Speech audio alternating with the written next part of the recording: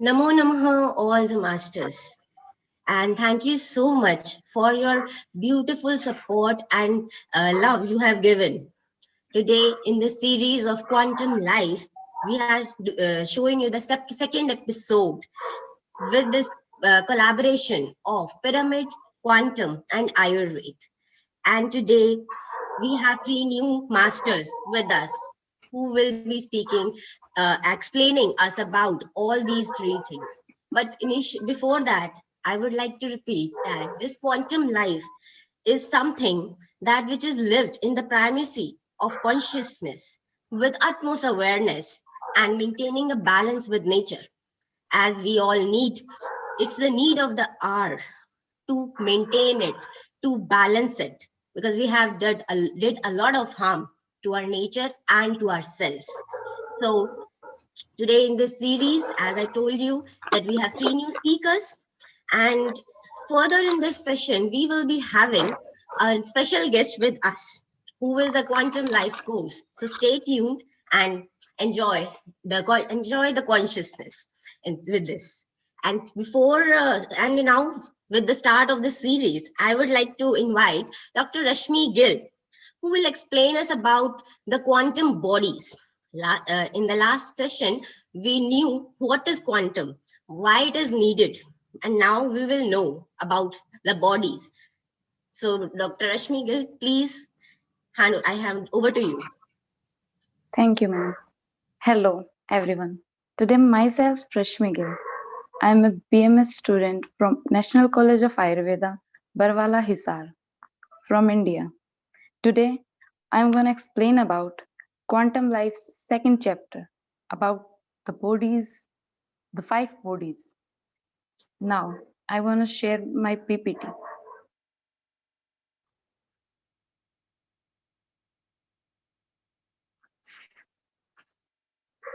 It's about quantum physics second chapter. Bodies. Bodies are five: physical, vital, mental, supramental, bliss body. It's all referred from Quantum Doctor book written by Dr. Amit Goswami. First of all, I want to introduce you all about the five bodies. As I've shown this cake, the five layered cake. Each layer has a different color, different importance, same in our body. Now we are going to discuss about each layer step by step. Second picture. It's a picture from Quantum Doctor book that the five bodies of consciousness. First is physical, second is vital, third is mental, fourth is supramental, fifth is bliss. These all bodies are inside us, but we all include it as physical. Today, I'm going to show and represent and tell you the importance of each body. Now, the last picture, it's about five koshta, five kosh. I'm an Ayurveda student, and it was introduced in India as a part of Vedanta literature that these four bodies are means the bodies of consciousness, which are introduced in very past eras. These are called as the five koshas and three bodies.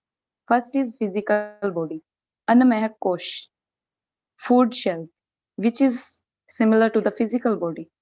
Second body is astral body, which includes three parts. Pranamaya kosh, the energetic shield, means equals to vital body. Third is Manomaya kosh, which is mental shield, equals to mental body. Fourth is Vigyan Mahakosh, intellect shield. Intellect means supramental intellect. Now, causal body, the last body, is Anand Mahakosh, the bliss body, full of happiness. Once you see the entire cosmology, means world picture in these terms, these five layer terms, the veil lifts, means there is everything become clear to you that only we are not only physical. Actually, we are a group of bodies. Means 5 bodies are within us. We have to understand these by one. First is physical body, the outermost, which is visible to us because of its structure. Means it's visible to all. Second is nourish. Second, it's nourished by material nourishment. Means, as I have explained already, that physical body is anna mehak kosh. Anna means food. This physical body is get nourishment by all materials, means plant, fruits, other animals. It's all composed of chemical, biochemical, physiological, organic and sensory process. Means physical body is all about these. Its hardware and where representation are made of all bodies. Means it's just like the hardware of computer which makes the presentation of the software. Means when our body, means vital body or other bodies, choose a consciousness and its collapse with the possibilities wave of physical and vital, then the physical make a representation of the vital blueprints in this physical world. That's why it's visible to all, means the physical body. It's about the quantum collapse, visible at this level. Collapse means when something come in actuality from possibilities.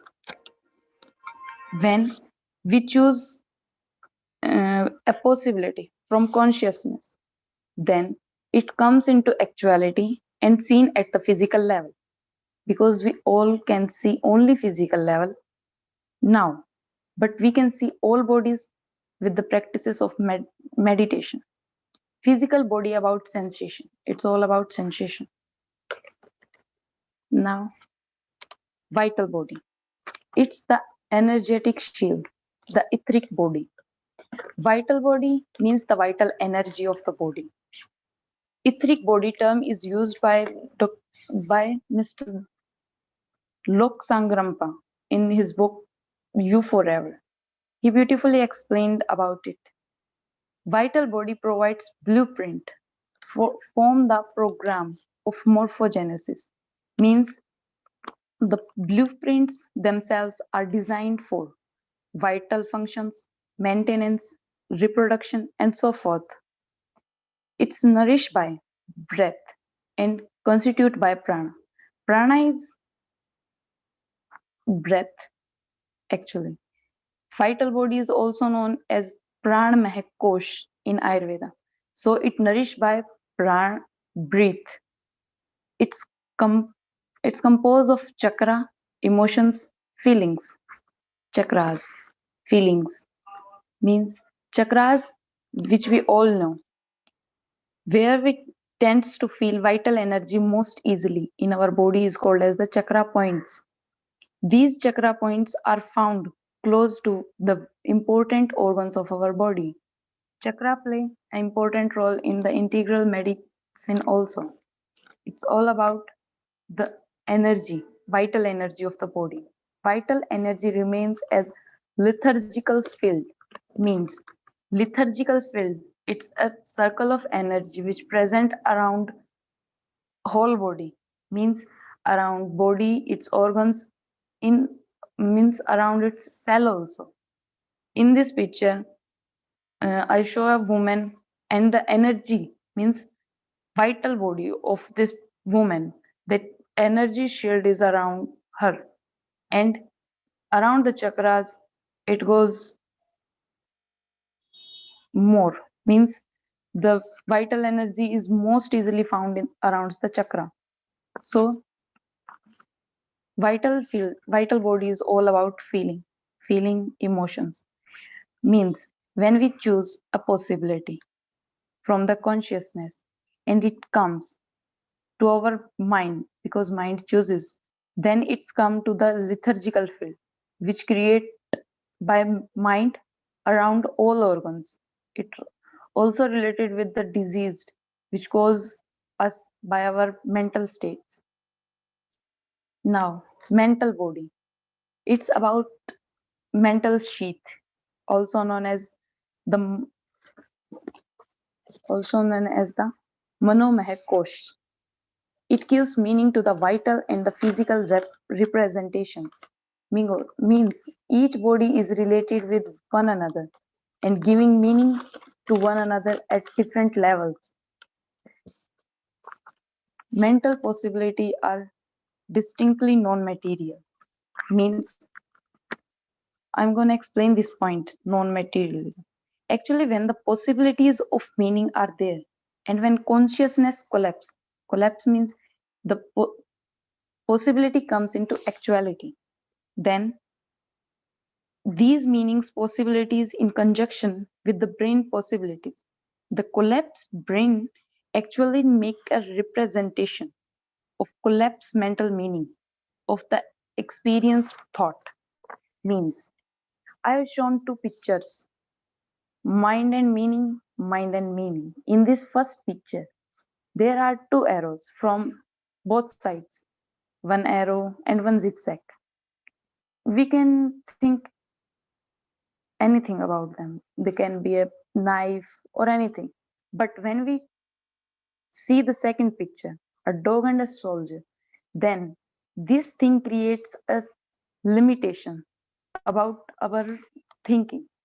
Means our mind is now conditioned about it. That's all about the non distinct non material.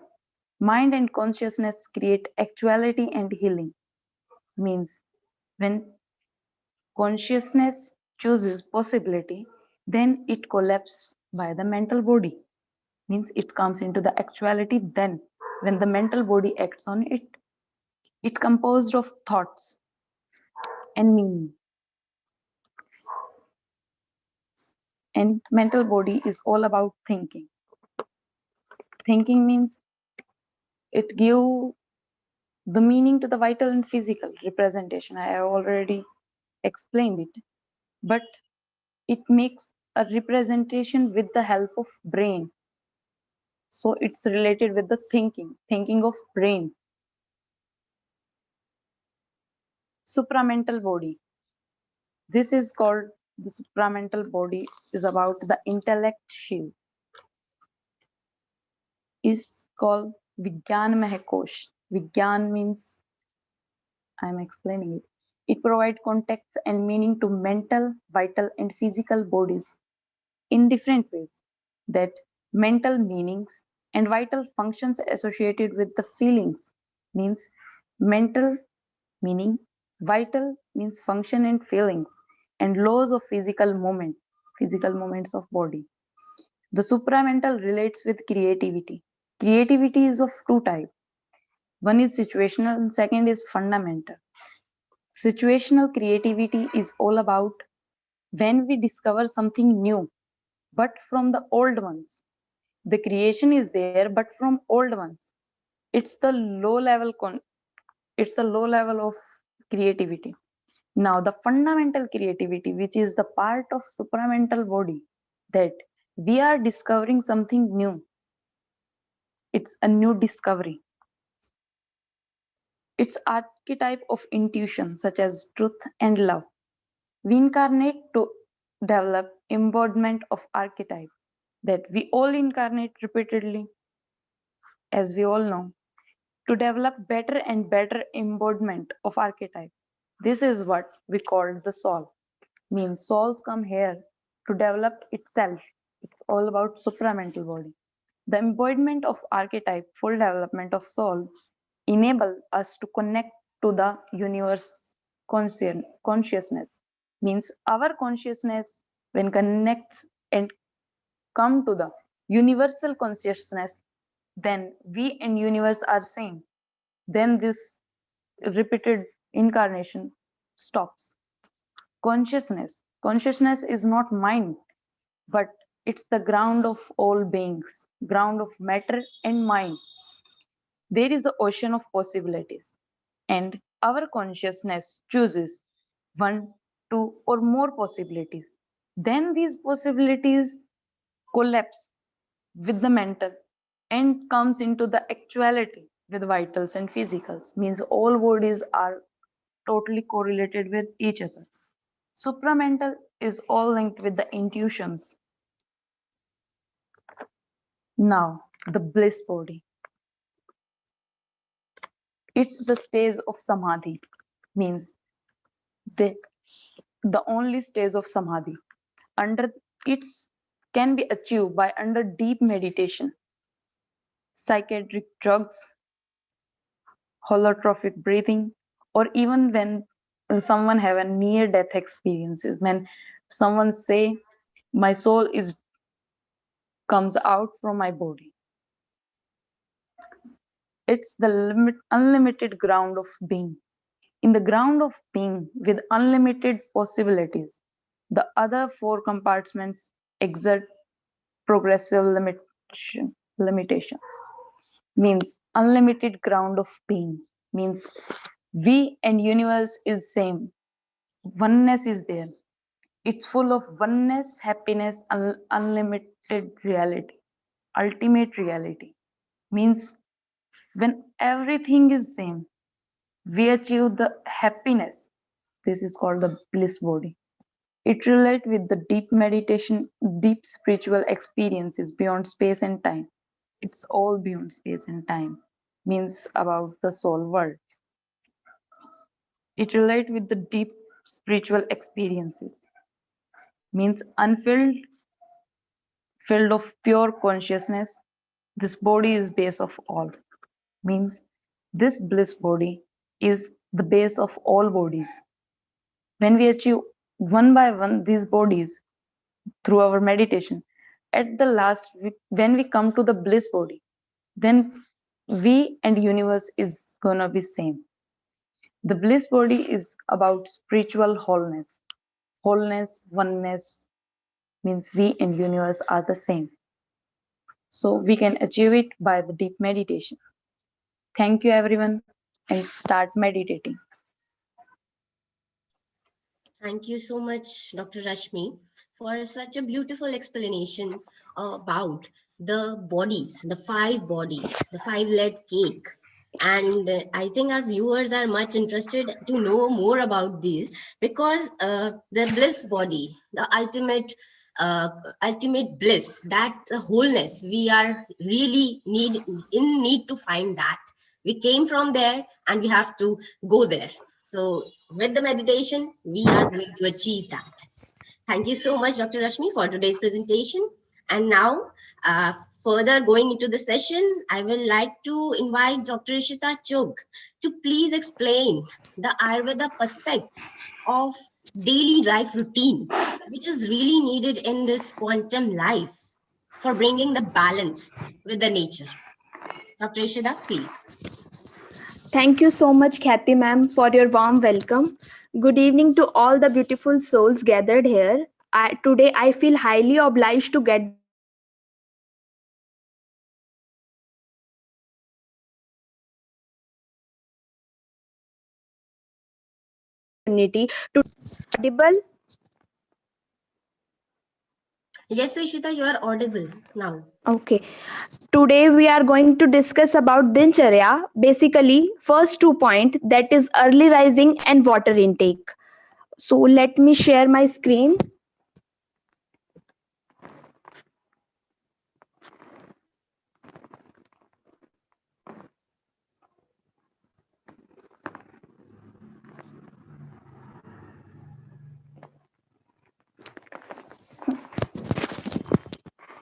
As in previous episode, Tanu explained about Dincharya.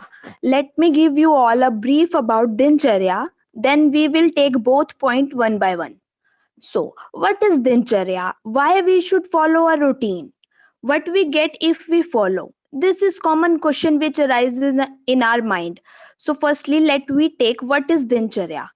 If one wants to maintain a complete health state, means tridosh in state of healthy equilibrium, digestion and metabolism in proper order, one should regularly follow articles or do such things which are conducive to maintain a good health and are capable of preventing the attack of diseases. For this, Ayurveda prescribe each individual a specific daily routine which is called as dincharya, literally, which means din means day and charya means routine. What we get if we follow dincharya? So we get harmony and peace in mind, hygiene. We got, so this is brief about dincharya. Now we discuss about our two main points, that is early rising and water intake in detail. So firstly, we will discuss about early rising. Nowadays it is trending on internet that key to success is waking up early, but not just 7 a.m. early but 4 a.m. early. When we say waking up, we do not mean setting your alarm for 4 a.m., snoozing it for 2 hours and then proceeding to scroll through social media in bed. During the early hour of morning, our brain can be fully focused and alert due to chemistry at that time, and it offers perfect opportunity for productivity and a moment of calm to ourselves. Not only we are able to absorb more information, but without distraction of usual morning life, we can spread the time focusing on things that really matters. Have you ever considered the time a newborn wakes up? Typically, they rise with the crack of dawn. Instead, we are completely ruled by our natural body clock, rising with sun and sleeping at dusk. As we grow, we begin to fight against our natural body clock and instead become ruled by phone calls, late night emails, social media, and technology, causing us to suffer from avoidable ailments. If we meditate this time, then it increases sattva gun and decreases tamas and rajas gun, which are actually responsible for lassitude in individual. Only a healthy person can enjoy living in this world. And first key to bodily health is rising before dawn. Sanskrit scriptures call this time Brahmamuhrat or Amrit Vela. Brahmamuhrat means the time of Brahma, pure consciousness, the divine self. Amrit Vela signifies the time of nectar of life. We get Brahmamuhrat, and why we should rise early. But which time is said to be Brahmamuhrat? It is obvious question a person can head. So actually 96 minutes prior to sunrise is termed as Brahmamuhrat. The time period of 96 minutes before sunrise termed as Brahmamuhrat, which is the first stirring of dawn about 90 minutes before sun appear over the eastern horizon, comes a great surge of energy on planet. Then less than half hour before a sunrise, a second surge of energy rushes through atmosphere. This one is still more powerful. With this second in draft of radiation comes the single most important moment of the day, the time when the body chemistry is set for all living beings. Now we discuss each one in detail. First is active Vata advantage. The early hour between 4 a.m. and 5:30 a.m. are dominant by Vata dosh, the biological energy which is ruled by space and air. The Vata dosh governs mental activities and body movements. When you rise at the early hour, take advantage of this added time in your day to get out of bed and move and think. The proactiveness of this time will set you in an upward trajectory for the rest of your day. Vat is responsible for flexibility, body movement, functioning of organ, enthusiasm, mental activities such as recalling, understanding, etc., proper secretion and release of hormones, enzymes, etc. A properly balanced Vat keeps body and mind in stable condition. Hence, getting up early injects enthusiasm. Next one is why it is advised to get up early to a patient suffering from anxiety or stress. The reason behind is cortisol. Cortisol is a steroid hormone, otherwise it is known as stress hormone. Early morning is the time when secretion of cortisol enzyme is maximum. Cortisol is a steroid hormone that regulates a wide range of processes throughout the body, including metabolism and immune response. It also has a very important role in helping the body respond to stress. Thus, getting up early stimulates body organ and reduces stress. Next one is how blood chemistry is affected by getting up early. A physiologist from Japan found a sudden and dramatic shift in blood chemistry of human subjects to inevitably occurring within 10 to 20 minutes of sun's appearance. The blood at this time is thinned and suffused with fresh chemicals which gradually exhaust themselves, which only to be restored again at next sunrise. As we all know, chemical reactions takes place best in clean vessels, free from containments. Our own bodies are vessels of chemical reaction. Logic dictates that a reaction taking place in a vessel free from waste and containments will produce much greater results than a reaction in an impure vessel. For this, purity of vessel, or you can say our body, is must. Early morning offers us time to clean our vessels by the action of Vat. Actually, during sleep, the human system centralizes all the waste and refuse product in bowel and bladder. The lower abdomen is full of waste and charged by gases that will be used on awakening to push urine and stool out of system. If one is sleeping at sunrise, thus these gases and waste will be present during the setting of blood chemistry. If one is awake, bowel and bladder emptied and body cleansed, and all the previously mentioned changes takes place efficiently and can offers benefits to body. During these crucial minutes, body's glaze of health increases, as do physical strength and power of concentration. One is filled with fresh energies, inspired to undertake any kind of work. As now we get the point why it is necessary to get up early in the morning. There is one more important involuntary or maybe voluntary event takes place when we just get up.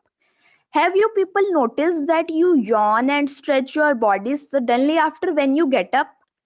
That condition is termed as pendiculation. But many of us just look at the watch and say, "Oh my god, I am late," and just entered in washroom. But this habit can create problem of stiffness and bad posture of body.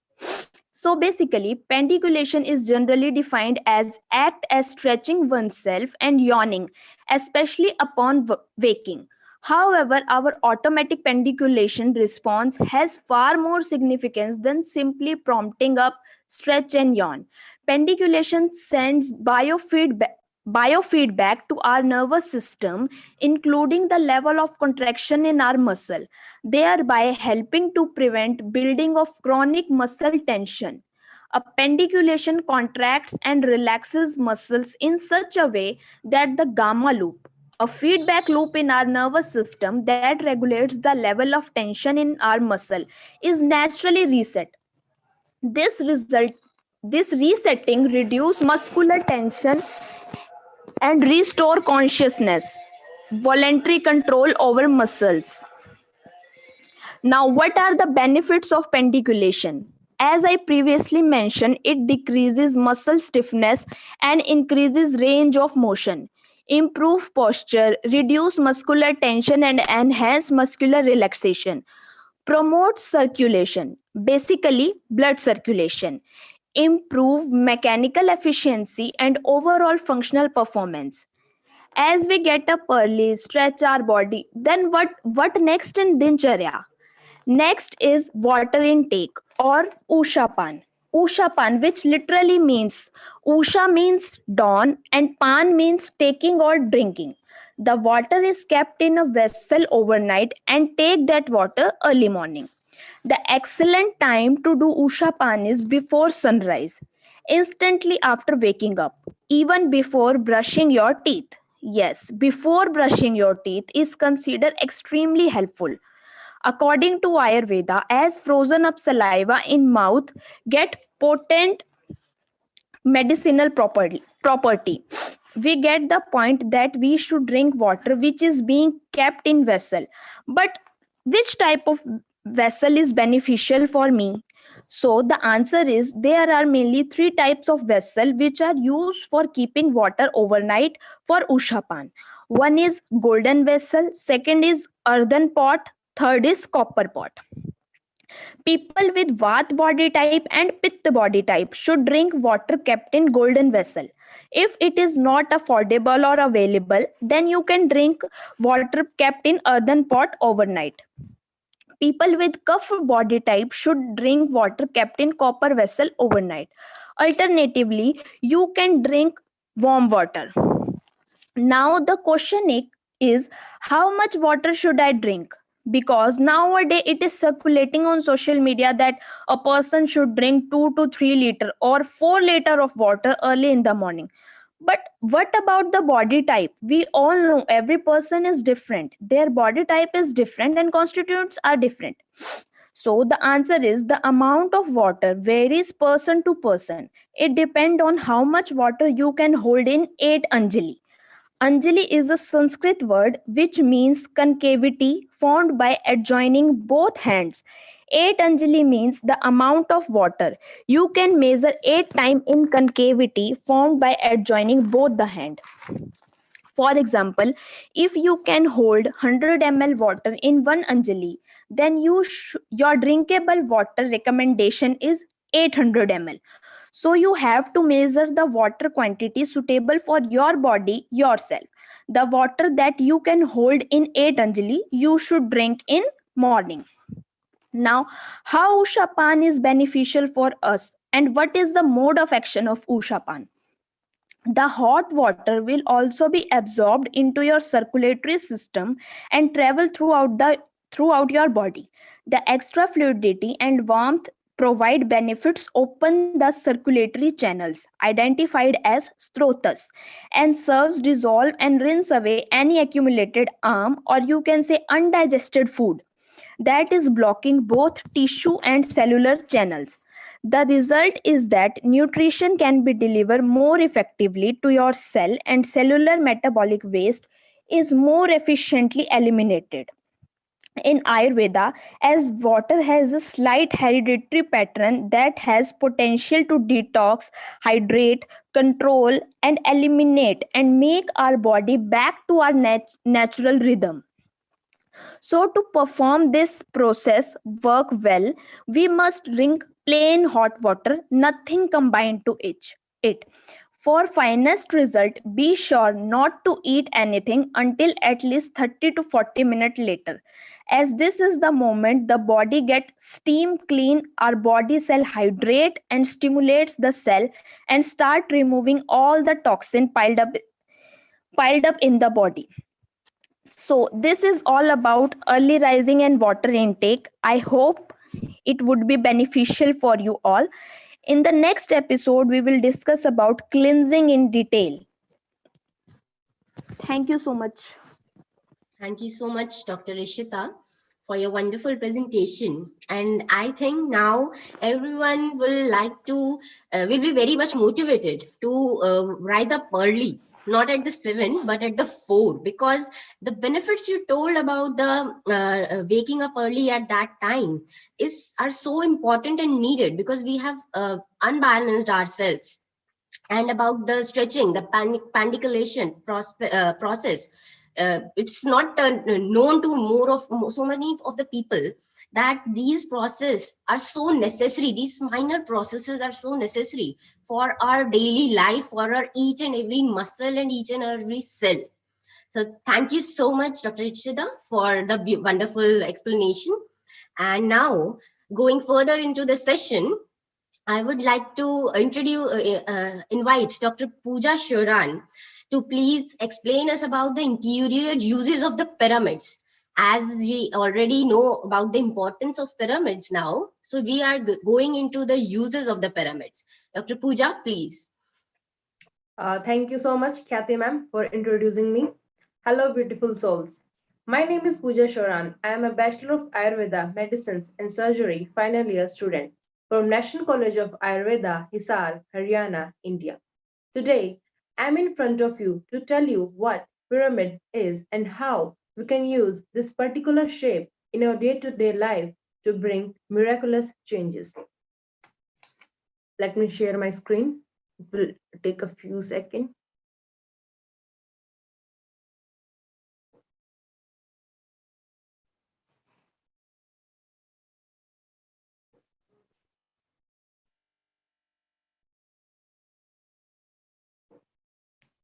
So, use of pyramid interior, episode 2. Before telling its uses interiorly, I would like to introduce you what pyramid is. So, pyramid, a structure whose outer surfaces are triangular and converge to a single step at the top. It is a combination of two words. Pyra means energy, mid means center. A shape which consists energy in its center. You guys must have heard about the pyramids of Giza in Egypt. Researchers from ITM University in Russia and Laser Gentrum Hannover in Germany predict through studies that under certain conditions, the pyramid can concentrate electromagnetic energy in its internal chambers and under the base. The reason behind it is the golden angle of these pyramids, which is of 51 degree 52 minutes or the golden ratio of 1.618. It exists when a line is divided in two parts. For example, A and B. So the longer part A divided by the smaller part B is equal to the sum of A plus B divided by A, which both equal to 1.618, which is known as the golden ratio. So while constructing a pyramid, we must be careful about its golden ratio. Now, let's come to our main topic of today's discussion, that is use of pyramids interiorly. Through mediums like legends, myths, and religious documents, including Bible and the Egyptian Book of the Dead, there are clear evidences that the pyramid have been used as tombs, temples, and even energy sources. The modern day researchers found out various use of pyramids in our day-to-day life. Let's begin with use of these energy sources in our kitchen. So the first uses to preserve fruits and vegetables. In 1900, Antony Bovis, a French scientist, he reported to have found mummified animals near the king's chamber of the Great Pyramid of Giza at Egypt. He performed subsequent experiments with a 3-foot replica of the same pyramid, the Great Pyramid of Giza, in the same proportions as the Pyramid of Giza, and found similar mummification, that is, dehydration without putrefaction, using dead cats, raw meat, and raw eggs, etc. After this, several other experiments are conducted by various researchers, and they noticed that the food item kept outside the pyramid were more rotten than the one which were kept inside it. So, it proves that the pyramid works as an effective resonator of randomly polarized microwave signals, which can be converted into electrical energy and can be used to preserve food items. The pyramid preserves food quickly and does not require any external input. Also, the food is preserved naturally, no heating, no chemicals, and this allows the preserved food to retain its nutrient value better. We can say that it's a natural refrigerator.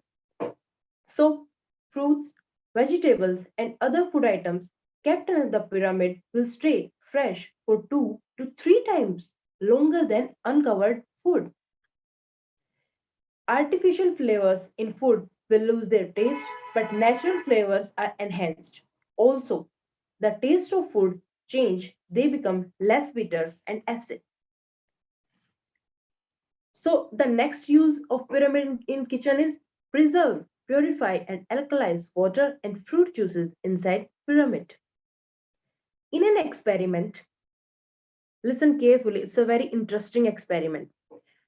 20 prematurely born babies, all who normally would have died in the condition they were in, were each fed only a few millimeters of tap water for less than an ounce that had been stored in the healing pyramid energy field of one of these pyramids.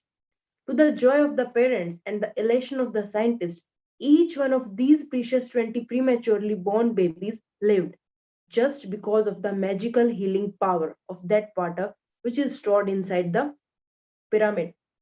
If this isn't the magical healing power, I do not know what else is. In another experiment, when a series of pyramids by the municipal administration were built over a well, and surprisingly, strontium and heavy metals polluting the well water vanished, and it began pumping up clean water. So, my friends, you can put the water and juices under pyramids in glasses or other utensils, or put a pyramid over your water filter, as shown in the image here. Or a large pyramid could be constructed over your water resource, over your water reservoir tank at home to charge the water. The next point is spices and herbs. So, researchers say that items placed under the pyramid stay charged for various lengths of time after being taken from under the pyramid. So, efficiency and flavors of spices and herbs are enhanced under pyramid. Next one is use of magnetic field in dairy industry. The biochemical and functional activity of certain strains of that is lactic acid bacteria, will be increased by long-term exposure to the magnetic field. Thus, improved quality and a decreased production cost for cheese and cultured milk products will be improved by putting them under pyramid. Similarly, it was found that the growth of microorganisms in milk samples that were kept inside pyramidal structures was inhibited in comparison to the normally kept milk, which increases the shelf life of milk. So, after kitchen, let's come to our next point. To sharpen blades and knives, an engineer, Carol Drebel, patented a pyramid device in 1959 to sharpen razor blades. Actually, pyramids are good conductors of electricity, which means that they transfer information better than others. When an object is placed inside the pyramid, it receives the information better than others. That's why razor blades are kept sharper, longer if placed under a pyramid between uses.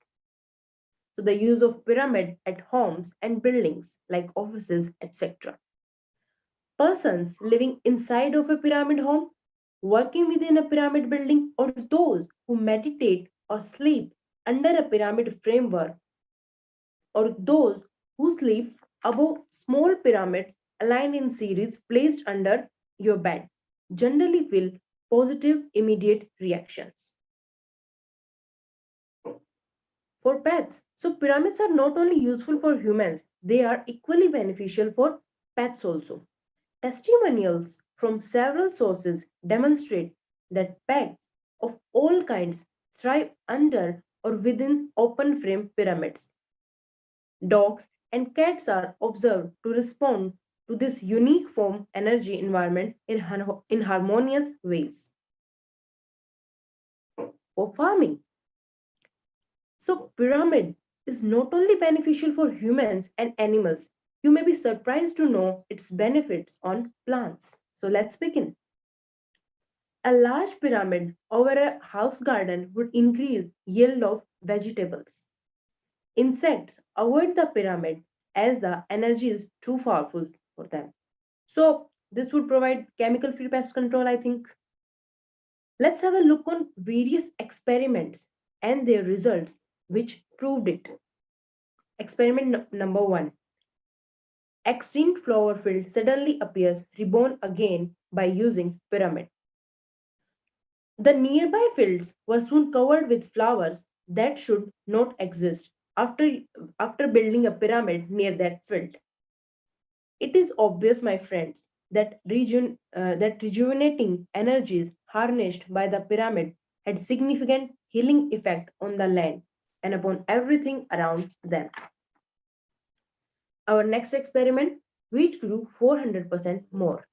Dr. Yuri in Ukraine reported that by an area where a 12-meter high pyramid was built, the wheat grew 400% better than it had before. I mean, wow. So, next point is pyramid treated seeds yield 20 to 100% more crop. More than 20 varieties of seeds planted across thousands of hectares were kept in the pyramids for 5 days before being planted. In each case, there was a 20 to 100% crop increase. It's amazing. So, our next experiment is pyramid seeds crop do not get sick. Through experiment, it is predicted that pyramid seeds crop do not get sick. Obviously, because pests can't survive in such a high energy field. And last but not least, seeds crop need less water. The plants were not affected by droughts, and the same higher yield and helpful drought resistance effect was equally achieved simply by putting granite rocks that had been stored in the pyramid around the edges of the crop field. So now it's clear among you that how do we use pyramid for farming. I hope it is now crystal clear to you that how simply by introducing inexpensive various size healing pyramid structures into your personal environment like kitchen, bedroom, garden, etc. can naturally rejuvenate your personal and collective state of health and sense of well-being. Fill your home backyard with paper, cardboard, wood, anything, plastic, etc., anything. Healing pyramids from small to large.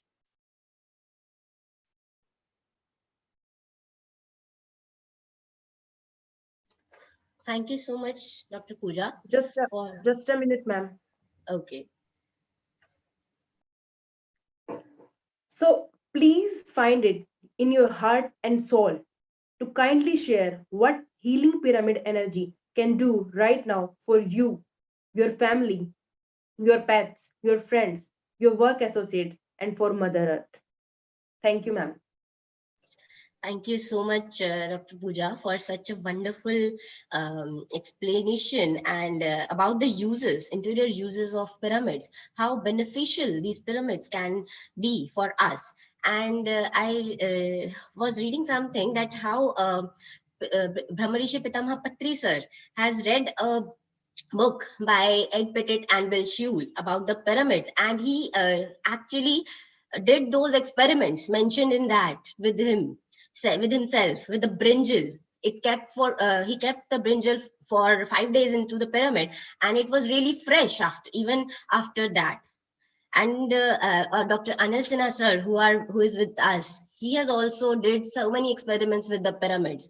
So I think these pyramids should be there in our homes. Also, I am having a pyramid cap with myself, which I usually do like this while some work, whatever work I am doing at my home and regarding my studies. And it has really brought so much benefit, so much change in myself. Thank you so much, Dr. Pooja. And I think all of our viewers must be now motivated to be using the pyramids in their homes too. Thank you so much. And now, the most awaited moment of this episode of Quantum Life. We have with us the eminent personality, Dr. Anil Sinha sir, the Quantum Life Coach, and who will be explaining his experiences, sharing his experiences, his experiments, his techniques regarding how to collaborate these all three things and why the quantum life. Thank you. So, sir, please, it's my humble request to please come upon the stage and give your words of wisdom to us.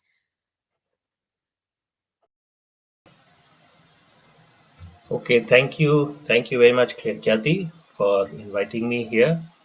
And I have been listening with interest the various talks that have been given on pyramids and the very insightful presentation on the importance of a daily routine as given by the principles of Ayurveda. So it is very heartening to see that various specializations like the knowledge of the pyramid and uh, the the beautiful insights of Ayurveda and so on, they are all coming together now for the common purpose of having a meaningful life and uh, the sense of well-being. See, we in the last few decades, life has become more fragmented and too many specializations have come. So when you think about nutrition, when you think about health, when you think about profession, or when you think about relationships, or when you think about society, normally they all appear to be so many different, disparate streams, each requiring an enormous amount of specialization and studies. And there are so many experts. And usually, like if one is looking for a solution to a particular problem, and they engage with one expert or the other, more often than not, they appear to be more confused. There are more problems which arise than solutions because most of the solutions coming from different area experts are sometimes at conflict with each other. So one does not know what is right and what is wrong, and then we keep doing things by trial and error. So, but this is like, they are like all these specializations and the different streams of knowledge. They are like the various leaves and branches of a tree. And we all know that if we want a tree to be healthy and producing, the most important thing to pay attention is to the root and to the main trunk. Like where is the root of all these leaves? If the root is healthy, then the entire tree will be healthy. But if we keep attending to different various leaves and branches, we will normally be having too much to handle, and we may end up making more wrong decisions than the right ones. So when we talk about quantum life, here also the important thing is that we are looking at human being as the one entity of the body, mind, and soul, which is experiencing this world. And all this knowledge is ultimately to serve the progress and evolution of this human being. So, where does quantum come into all this? So, you had a presentation on the various principles of quantum also earlier in this program. So, quantum is basically, as we know, that it is the smallest unit of creation. What is the smallest unit? And quanta, as we know by the very term, comes from small. So what is the smallest entity? And this entire materialistic approach to science and to understanding reality finally uh, got the scientists around to accepting that the real smallest unit goes beyond the realm of the visible and material. And that's where we enter into the non-material. And now as people who are studying quantum science and consciousness, they understand that it is the non-visible, it is the invisible realm where the quantum principles work. That is what controls and governs the material world. So for everything that we see in this material manifestation, uh, if we are looking at something as a problem and we are looking for a solution, we have to go to the root. And when we go to the root, we understand that the root is coming out of things which are invisible, which are non-physical. And the non-physical things, they work as per the quantum principles. So what are those quantum principles? That's where things like non-locality become important. we understand that everything is finally a part of one. We start understanding and realizing the value of having a good character and good values, because ultimately, if we are hurting or harming somebody else, we know that since the other person and we are not different and we are the same, so actually I am hurting myself. And then we also get out of this idea of blaming somebody outside of us or something out of us for our problems, and we start looking for a root of a problem within us, and we start taking responsibility. So that is where, like, when we talk of quantum life, so what we are looking at is, for any situation to do with life, we say, okay, where is the root coming from? From the realm of invisible, from the non-physical realm. So what is there happening in my mind? What is there in my subconscious mind? What are the attitudes and behaviors which I am displaying, maybe subconsciously or unconsciously? And when we start looking at that, suddenly we find those solutions or the out of box solutions which we hadn't thought of earlier. And then things become much easier. Manifesting, whether it is abundance or good health or whatever, it becomes much easier. So, like, I work as a quantum life coach, and what I do, and that's why, like, the beautiful part is that for me, I don't look at a specialization of an area of a problem. Like, for me, whether somebody comes to me for a health related issue or a relationship issue or a professional issue or a business related issue, for me, it does not matter. Whatever is the problem, from there we try to go to the root. And where is the root? The root is lying in the understanding and the attitudes of the person. So if we start identifying those areas in a person's psyche which are causing this problem, which are guiding that person to make choices which lead to a problematic situation. So once we focus on that, we are easily able to find out what can be done to change that. And once we change that, we immediately find things changing in the outer world. And that's where, like, things like pyramids, or there are other technologies today, or the principles of Ayurveda, they themselves give so many, fantastic mechanisms. Like, in Ayurveda, one of the most beautiful part is the Nadi Pariksha. And the Nadi Pariksha is, we know that, the Nadi of a person gives so much information. And that information is basically an information about how the prana, the vital energy, is moving inside our system. So we all know that, I read a very beautiful quote somewhere which I agree with, that when we talk of prana or the vital energy, which is actually that quantum energy which is responsible for all the movement and all the actions in the life, in the world, in the universe. So prana is the key. And so when we talk of this cosmic energy, the vital energy, the outer expression of this vital energy is our breath. And the inner expression of this energy is our nadi, our pulse, the pulse pattern.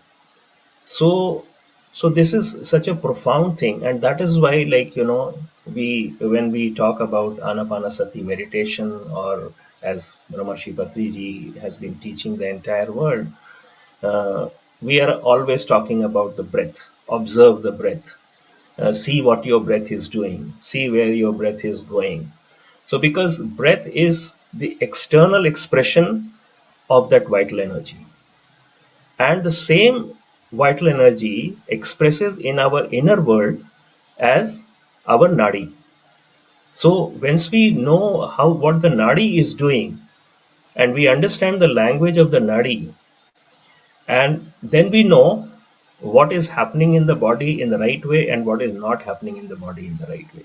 What is happening in our mind or in our nervous system which needs to change. And the way to do that is by focusing on our breath. So there's an intricate connection between our breath and in our nadi.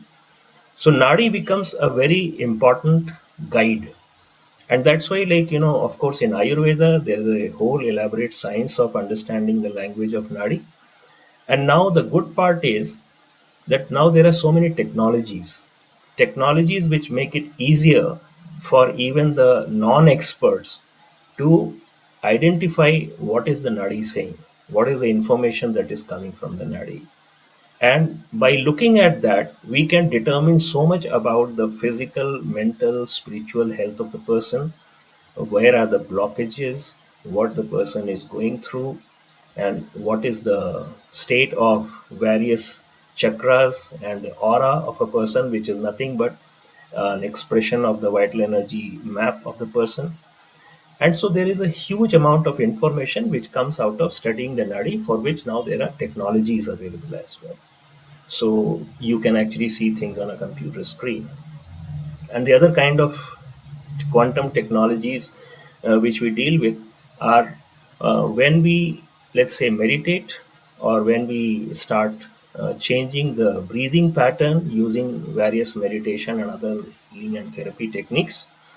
We can immediately see, using the biofeedback technologies, as to how our nadi is changing.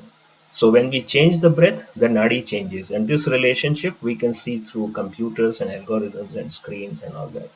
So it makes it much easier for people to practice, because you always want a reference, you want a validation. And that's where the important role comes from technologies.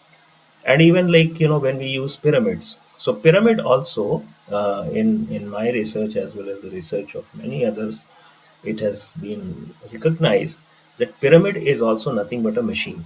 So I call pyramid as a quantum machine. So why is a quantum machine? Is that just the simple shape and orientation of a pyramid is seen to create a special field of energy within it, within the pyramid, and also in the area surrounding a pyramid.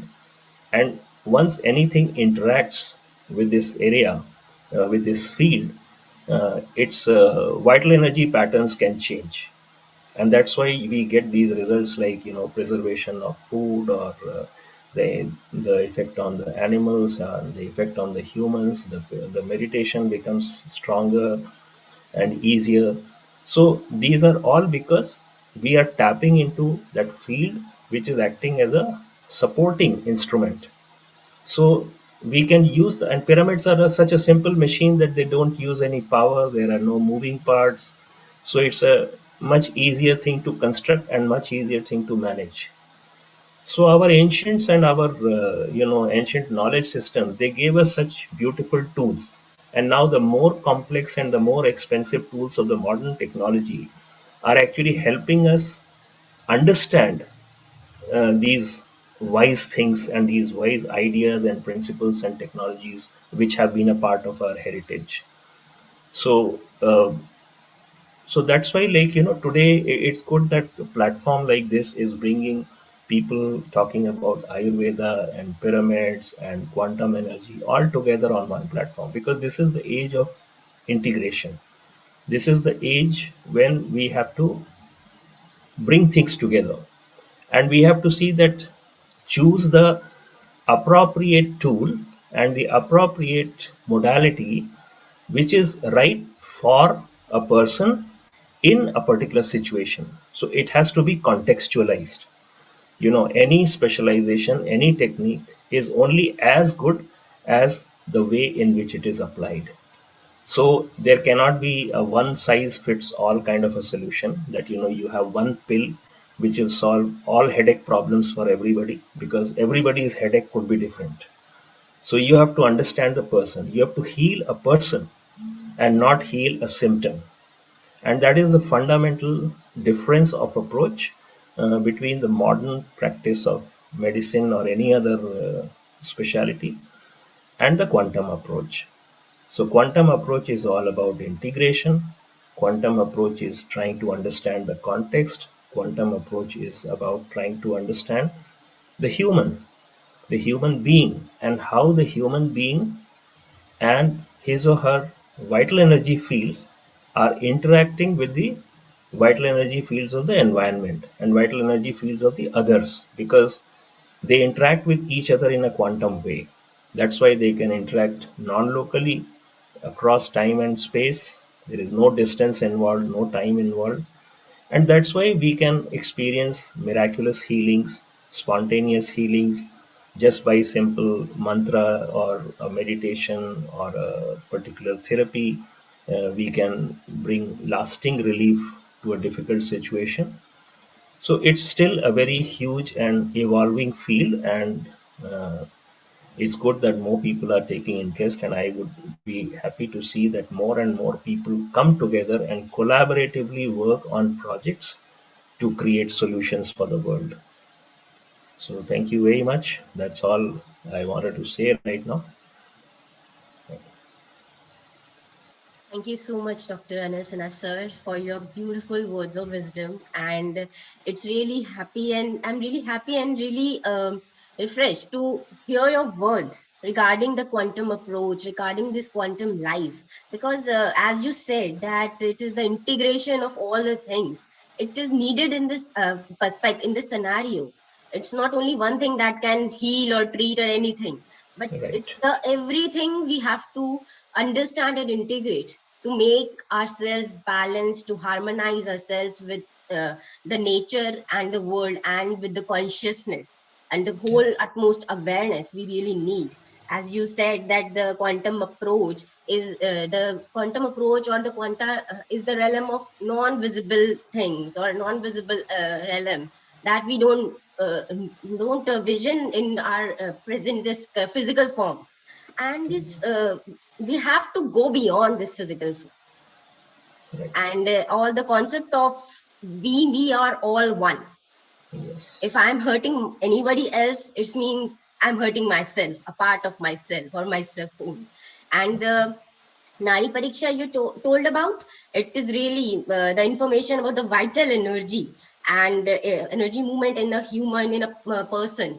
And the outer expression is breath. You beautifully explained that. Outer expression is the breath, and inner expression is the Nadi, the pulse.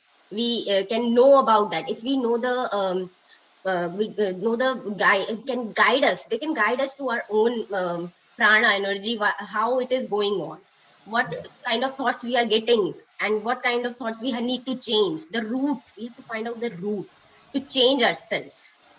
So, and the Anapanasati meditation, Brahmarshi Patri sir has already made it so much popular that it's the most simplest way to know.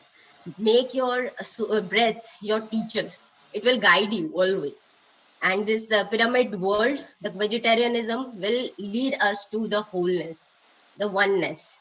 Yes. Thank you so much, sir, for your beautiful words of wisdom today, and for joining us today with in this Quantum Life series. I would really request you that to please come here for further episodes also whenever you are Sure. free. Okay, Thank definitely. you so Yeah. much, sir. So we have Thank you. few so much 5 minutes. We can go for meditation session. Yeah. So I will have to leave Khyati now, Yes, sir. and you can continue the Okay. Thank program. you so much, sir. Thank you very much. Thank you so much. Okay. So we will go for meditation for next 5 minutes.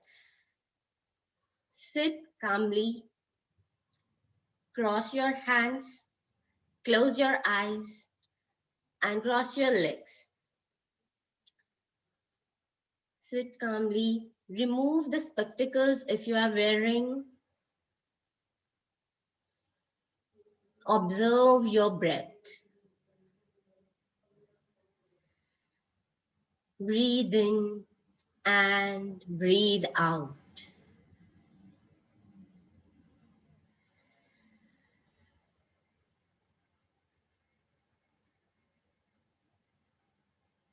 Feel the energy, positivity going inside.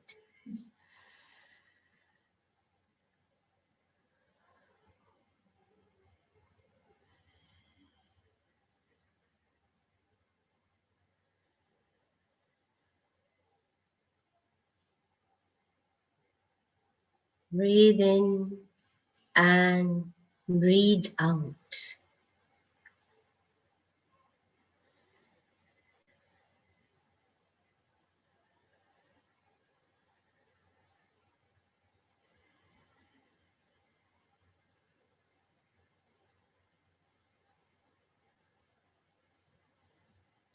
Let the thoughts come and go.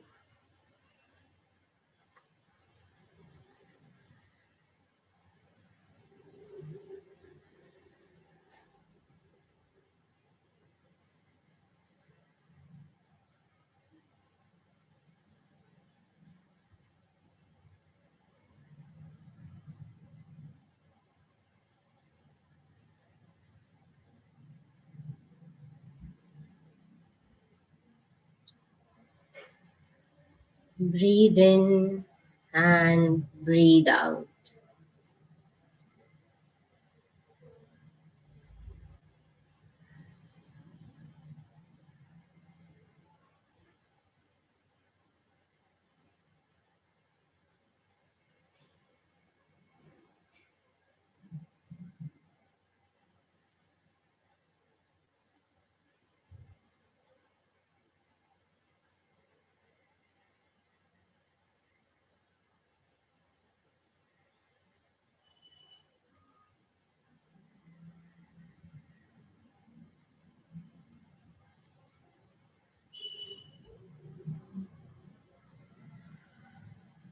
Breathe in and breathe out.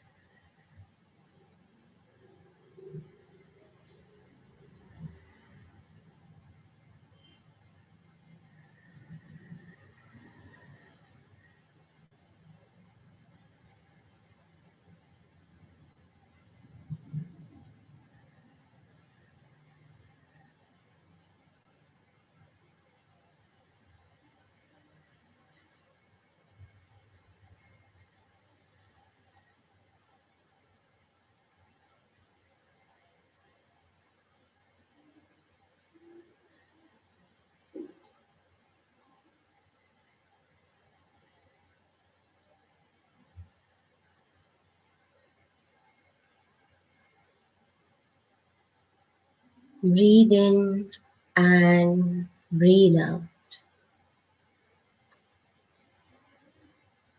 Feel the happiness. Feel the love.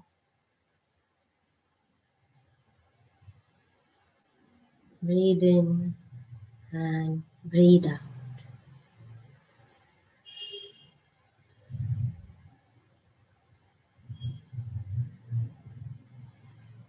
Last 1 minute.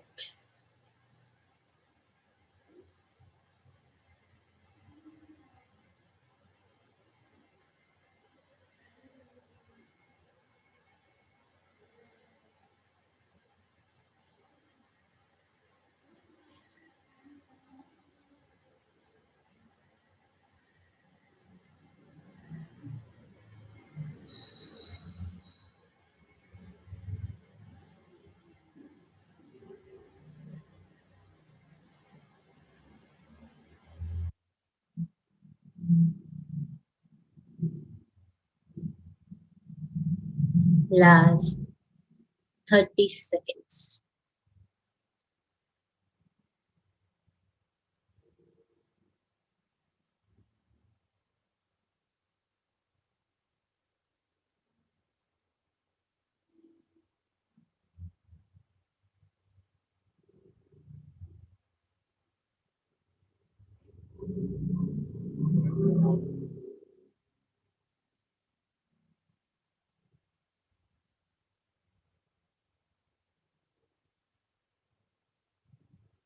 Last 20 seconds.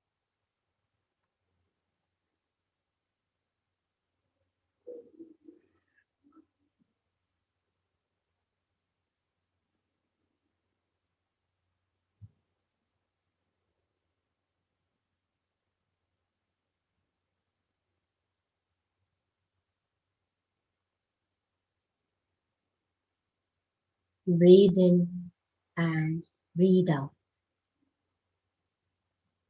Last 10 seconds. 10, 9, 8, 7, 6, 5,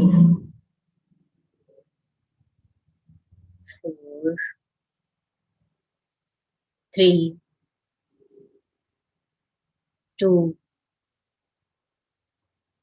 1, 0. Rub your hands. Slowly bring them close to your eyes and slowly open your eyes. It's a beautiful feeling to meditate with you all. Thank you so much for joining us today. And we will meet tomorrow, next week, Sunday, same timings again. And I would like to thank all the PSSM, PMC Haryanvi, Mahadrashta Trust, PMC Global, PMC English, PMC USA, PMC UK, Pyramid Health Channel Malaysia for giving us this beautiful opportunity. Thank you so much. We'll meet next week. Namaste.